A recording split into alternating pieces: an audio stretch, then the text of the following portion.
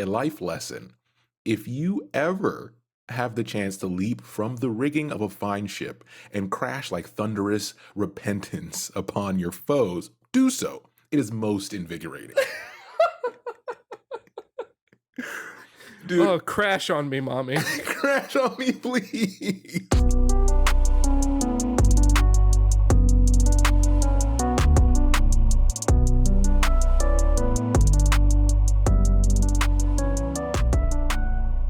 Welcome to Casuals of Runeterra, episode 81. I'm your host, Ryan, here with your other host, Hetch. It's hentai time! Tentacles! Oh, wait, I spoiled the episode. My bad. Yeah, my it's bad. ruined. We're back. We're still not back on yours yet. I know some of you are upset. Hetch, I know you're just weeping.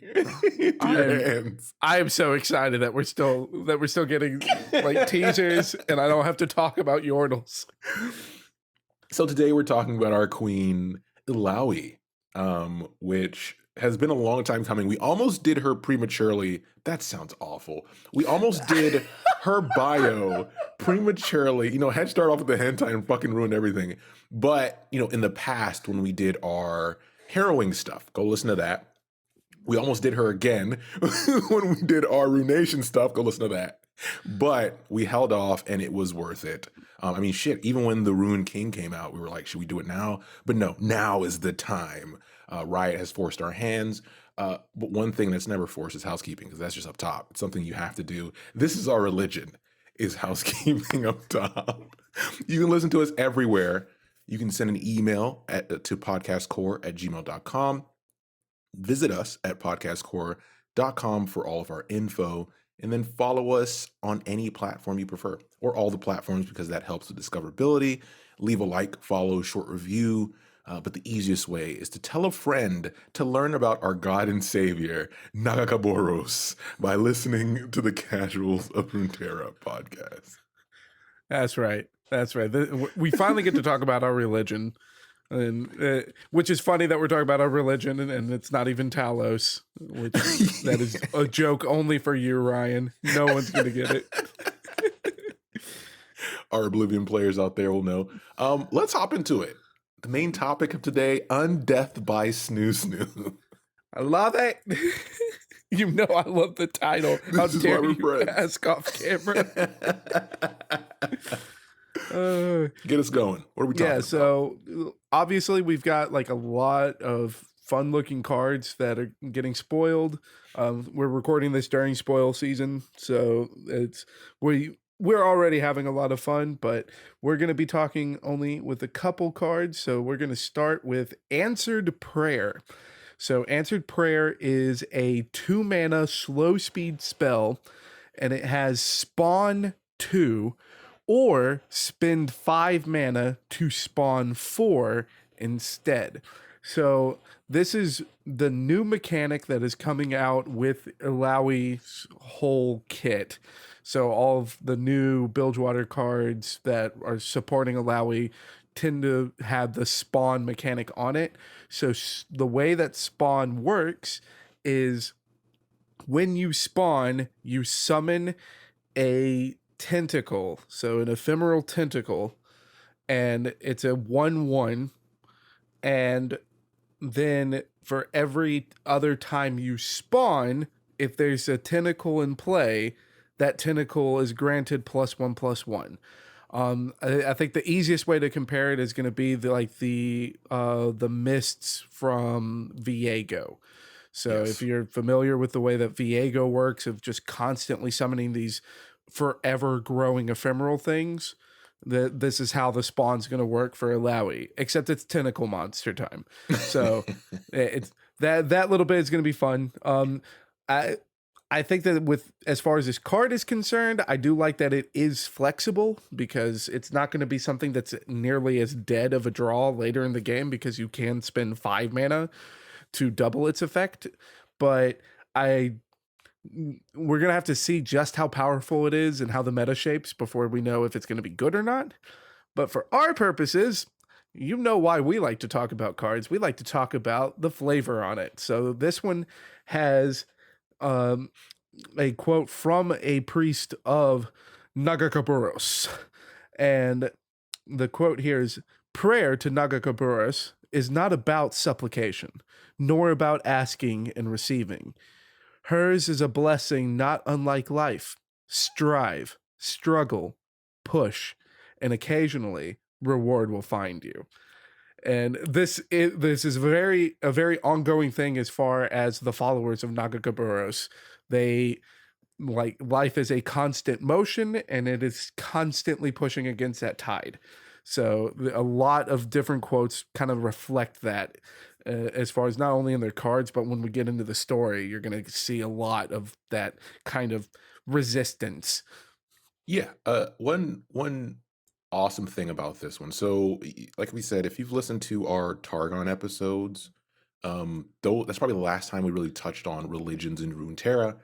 This is going to be another very specific one, but it's a religion on this side that's a lot about living, right? It's about life. It's about living life to the fullest, in service of Nagakaboros, which is cool. It's a cool spin on things. Obviously, people will take religions in this world and twist them to their own, needs, like Yeah, anyone. which But specifically, if yeah, you want to see what it's like with the religions getting twisted in the world of Runeterra, check out our Leona and Diana yep, episodes, because they both of them like kind of struggle with finding the religions of the sun and the moon yeah, and figuring out what the world has done with them. So it kind of gives sets the scene for you, yeah. but uh like the whole take on Nagakaborus is a really cool take, as far as that idea of just living life to the fullest. And what better way to really highlight that than to move on to our follower, which is Hmm. gonna be the big mama herself, Nagakaboros. So Nagakaboros is getting printed into Runeterra. That's already exciting. Yes, everyone And is hype. yeah, like this, as far as for the lore people like us, this is like hell yes. We love to see this crap. But the card itself is going to be an 8 mana 5/8 with fearsome. So not getting any dumpy seals over here. Like I mean this is a big drop, but 8 mana, come on. Yeah. But it has at the round start spawn 2. Then, if your strongest tentacle has 12 plus power, create a Nagakaboros tantrum in hand. And so as far as like getting the tentacles up to 12, like if as far as the way that we're being led to understand it, it is going to be kind of it should be doable like at that point of the game, because we get to see that with Viego, that if you build around it, you can get there. But it's definitely something you got to build around. And this is something you would want to build around because Nagakaboros Tantrum is a 0 mana focus speed spell. And Nagakaboros starts a free attack with 4 of Nagakaboros tentacles. So it's a tentacle that's strictly specific with this card. It's separate from the spawn tentacles. And but these tentacles are also 1/1s with ephemeral, but they have, when I'm summoned, grow my stats to that of your strongest tentacle. So to get this, you have to have a tentacle that's a 12/12, and then you at burst speed, you start a free attack with 4 12/12s minimum. It's a Yo, that's finisher. pretty good. It's definitely, if anybody has played, any of you listeners have played League of Legends, when Illaoi ults, you run. That's the strategy. There's no playing around her ult. You just leave when Nagakaboros appears. And this is exactly what this is representing. And I think most people in the comments have said they nailed it once again. Yeah, like I mean, this is but I do enjoy the fact that it's like it feels more like an Illaoi ult on Nagakaboros's card itself, because that's the lore behind the character, is that she is the one that communes the most with Nagakaboros. Like she's not the one that's actually using these tentacles. She is just summoning Nagakaborus to let Nagakaborus do her thing. All right, so I think it's really cool that they have like such a strong effect on a follower. Yeah. But we also have like some killer quotes with these cards. I'm only going to read the one off of Nagakaborus herself, but do yourself a favor, look up the spoilers for these cards and read these quotes because it really gives a lot of the spirit behind this religion to the world of Runeterra here. But the quote here is the mother serpent, the great kraken, the bearded lady. Nagakaborus cares little for names and less for the restless dead. And that is a direct quote from Illaoi. So all those are just nicknames that people have called Nagakaborus over the years, like the uneducated not knowing who she is. So you see some kind of weird spirit coming out of the ocean, you're gonna come up with something to call it, because how the hell are you gonna explain that to people otherwise? So let's hop into Illaoi herself, right?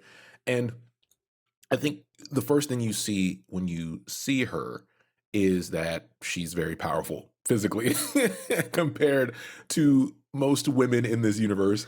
Yas, queen. But the part you don't see on the surface is that her devotion to her faith is just as strong. And that's something that's focused on here. She's a prophet of the great Kraken, right? And what she uses is the weapon you see her with, which is this giant golden idol, which she uses to pull spirits from the bodies of usually her enemies, right? Mostly her enemies. And this is because she follows the Serpent Isle's god, Nagakaborus, which we've mentioned to death at this point. So naturally, when people meet her, they're intimidated by her presence. You know, she's physically towering over most people.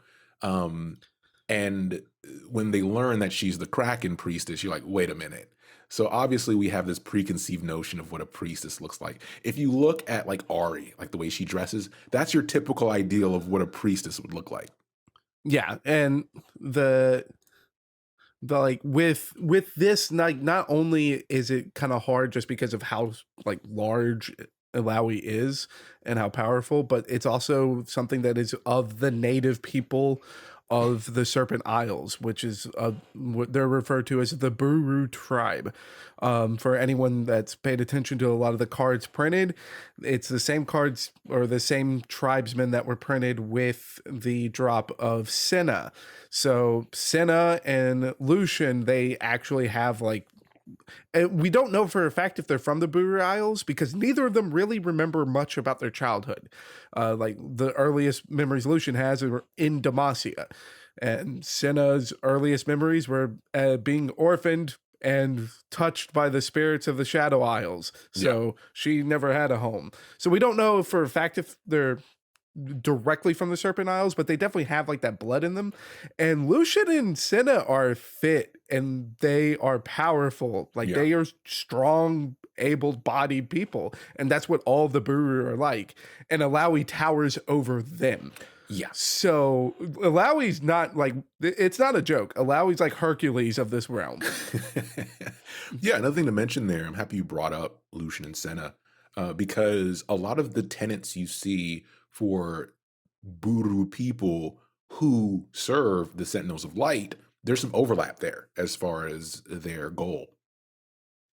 And we will see a lot of that overlap because of Illaoi's duties as being like the head priestess of Nagakaborus. Yeah.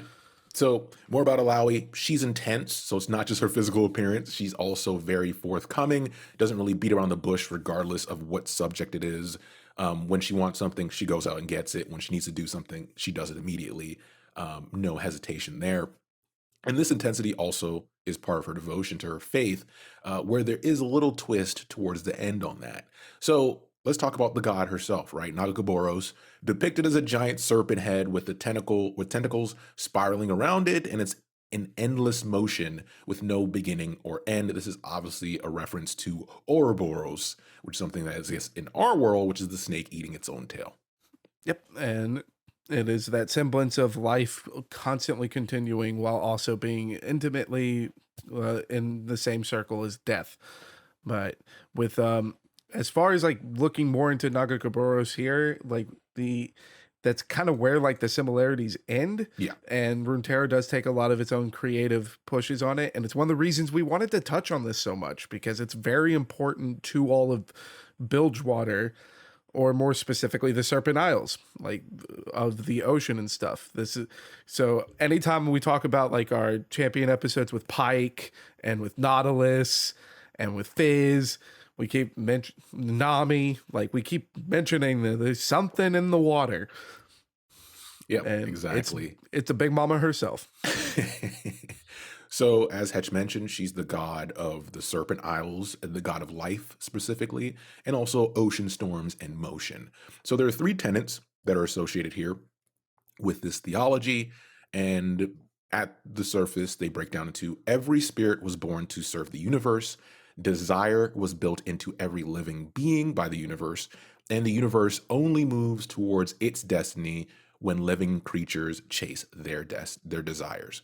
So, it almost, I wouldn't say has a hedonistic aspect to it, but like we said, it does service life, where it's like, hey, you're a living creature, live your life, and by living your life in the mortal realm, you will progress the efforts of Nagakaboros. Yeah. We do always try to link it back to like a video game to keep people on the same page, but unfortunately, the easiest thing to compare this to is Greek mythology. Mm-hmm. Like, you know, the Greek gods were very human. They're all very human.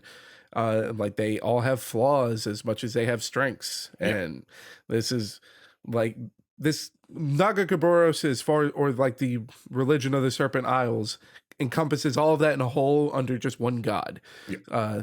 And that's also why, you know, it's got such a title like Ouroboros, Greek mythology. It's all right there. Yep. So we focus on Illaoi, but there are lesser priestesses on this island, and their job is like maintaining the temples, also teaching younger generations and others about the ways of their god. But Illaoi is what we know as a truth bearer. That means she's the god's right hand. Right? She serves directly to unblock the flow of the universe. And this kind of gives us some Targon vibes, right? When we think about Irelian Soul and how he views gods and the cosmic creatures and how they serve different tribes in Targon, it definitely has a connection here with how Illaoi serves Nagakaboros directly. Man, could you imagine a conversation between Nagakaborus and Aurelian Soul? Like, and then like Zoe just pops up and is like, "Bad dog, bad dog, be kinder to the Great Mother." True. So yeah. So what are the duties, right, of a duty? What are the duties of a truth bearer? The first one is that her job is to be on the front lines of war against Undeath. So the Undeath in this religion are seen as outside of the normal flow of the universe. That needs to be solved. Carthus, we're looking at you. Moving on. Every follower must do their part when it comes to like harrowings. But when Illaoi is involved, she has to take on the strongest spirits and be in the front, right? The front lines when driving back the Black Mist. Yeah, and specifically looking at this duty, if it wasn't any clearer as to why we constantly were trying to jump the gun talking about Illaoi, here it is. Well, you know, we're talking about all of these Bilgewater characters and their ties to the ocean and what could be lurking under the water. And then now we've got this tie to the harrowing. And we had to, you know, we had a lot of fun going over like the Sentinels of Light comic and really breaking that stuff down. But the Sentinels are not alone in fighting the harrowing. And they haven't been alone pretty much ever because the Buru have been fighting it all along. And it's because of that constant flow of if there's life and you're living to your fullest, that means you will die. So these things are somehow not dead, but not alive. Oh, that does not work for us. We are not down with that. They are not down with the sickness. Get out! I hate you, man. So the second duty of the truth bearer is related to the idol that she carries that I mentioned at the top of this section. So Illaoi uses that weapon, which she uses in the game if you play the game, which strips the soul from the body of her target, and then they stand judgment in front of Nagakaborus. And those deemed unworthy are destroyed, and those that survived are usually changed forever and often seek their true destiny. So this is something that, unlike in the game, Alawi uses very sparingly. It's not something that's constantly being done. Right. Like this is something that like she will follow her own instinct and her training to know when to use this. Or she's going to be using it to battle against the undead because, that's part of her job too. And she's going to need some help fighting the undead because a mere mortal isn't going to have much of a chance without something special in their corner. But the as far as like this kind of test that Nagakaborus does, um, like we'll get into it later in a later episode as far as the details, but it's less of like God looking down and going, "You are not worthy," and you're just you're done. Like it is a thing of you are given it, like the test is applied to you and you struggle and fight through it because that's what Nagakaboros values is the strength to be your own movement like Exactly. the moving tides. Be water, my friend. Um, Yeah. Thank you, Bruce Lee. so now we get to the part where you know, Alawi is very unique. She has a lot of things that she's known for, but the biggest part is what she does when she's at her most powerful point. So she's known as the most respectful or most respected and powerful truth bearer in hundreds of generations. And out of everything she does that we've talked about at this point to make her stand out, she does one thing that people don't expect, which is she breaks from tradition. So what she does is she completed her training, rose to a powerful position afterwards, and then she left the Golden Temple of Buru to nearby Bilgewater. So that's how she gets her ties to Bilgewater. And Bilgewater at this point is an open city. That's when you look at the isles and how they're set up. That's the attractive point of Bilgewater is that anybody is welcomed. All foreigners are welcomed. That's not applied to every island there, by the way. Yeah, like as we were discussing earlier, bringing up Senna and Lucian and looking at Illaoi, like these are the native people of the Serpent Isles, or the Buru people. So of course, with us growing up in North America, we know what it's. We've heard all the stories as Yeah. far as the natives and their plight against newcomers. Yeah. So luckily, Bilgewater isn't necessarily like that, but for very, good reasons. The natives want to stick to themselves. Yes. So they don't really welcome outside trade. But if you end up on the Serpent Isles and the locals aren't going to trade with you, you need to set up a place to trade. And that's how Bilgewater came to be. It became a hub of all these people that made their living out in the sea, and it was faster to get to the Serpent Isles than it was to go all the way back to mainland. Yeah. And that is the birth of the Bilgewater in its essence. But Illaoi breaks the tradition of like, yeah, well, Nagakaborus is for everyone.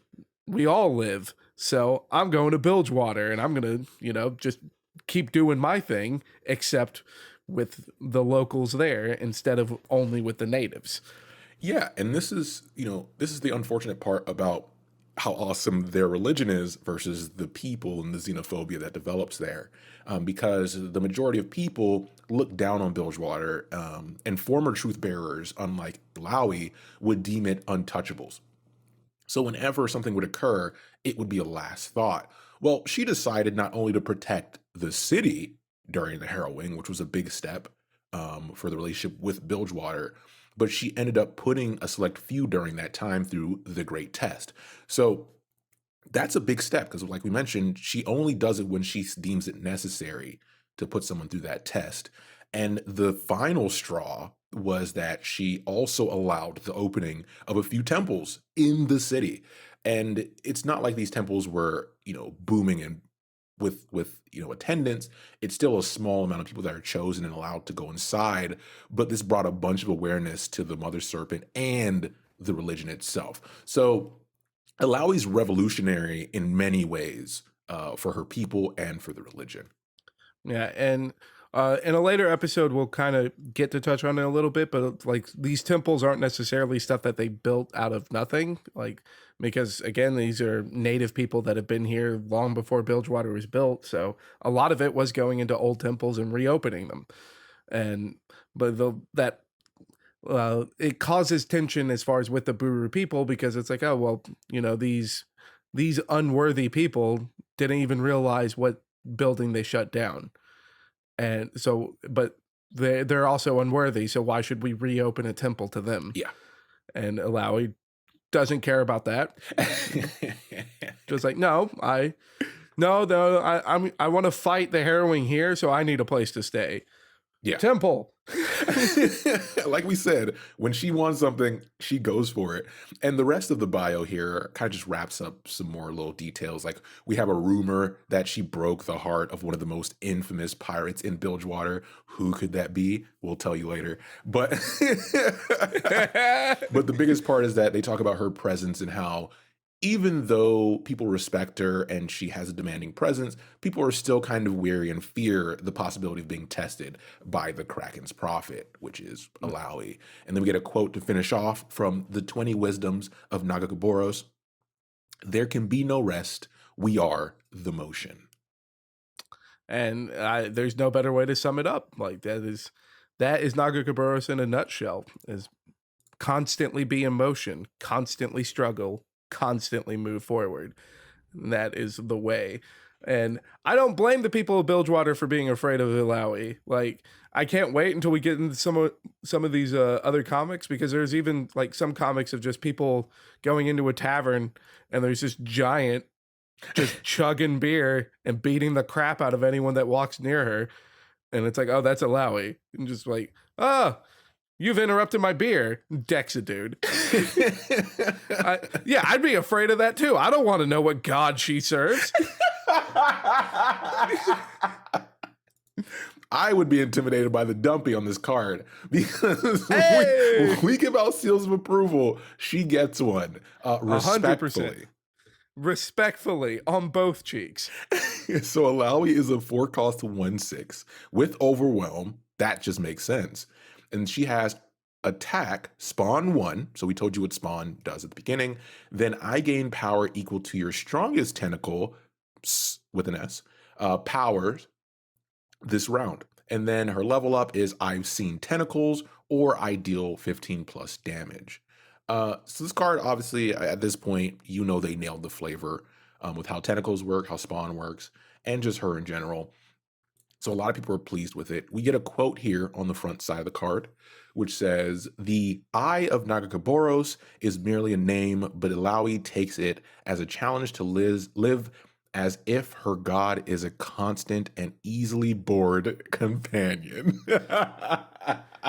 I mean, this really just sums it up, right? Like, why else would Illaoi be, bothering with the people of Bilgewater? It's because Nagakaborus is bored. Exactly. And therefore Illaoi's bored. So it's time to fix it. But the flip on this card is just ballin', because she becomes a 2/7. Yep. Still has, when you spawn, increase its value by 1. So it's kind of like spawn 2, except that it's going to be like on anything that spawns. And she still has the attack spawn 1, but then it adds, then fully heal your strongest tentacle, and then I gain its stats for the round. So if we're talking like Nagakaborus levels, where it's like, oh, well, if there's a tentacle with 12 power, here you go. Could you imagine swinging with a 14-19 overwhelm? And it's a champion, so it's like you better have Hush, or you're dead. She's a top end card where it's like obviously mid range, ramping in towards ending the game. So she plays like that, and then that behavior fits the second quote here, which is a life lesson. If you ever have the chance to leap from the rigging of a fine ship and crash like thunderous repentance upon your foes, do so. It is most invigorating. Dude, Oh, crash on me, mommy. crash on me, please. But no, Illaoi's great, man. It's good fun. I'm happy we got to introduce another religion into this world to kind of bounce off of as we talk about more things moving forward, because we're just going to get more and more like ethereal, more strange with the cards that got revealed. So obviously stick around for that. And I'm sure that you're also happy that we're getting, like specifically Illaoi into this so that you don't have to listen to me complain about how badly I want to talk about the comics revolving around the harrowing and Bilgewater. Yeah. Because now we can. Now we don't, it's not even jumping the gun anymore. So Riot, I'm sure Ryan thanks you. I'm saying it on his behalf because now I'll stop bothering him. Yeah. So definitely go back, like we mentioned, and listen to our harrowing. We did a long spree series on that. Listen to those, listen to all that stuff, because we're going to revisit it. Like we promised we would take a break after all that at the beginning, but listen to that. We'll come back to this stuff in a bit. We'll do a bit of her stories here and there as we look at the rest of the revealed cards. But with that, as always, thanks for listening, and we'll be back soon with the next episode. Take care, everybody.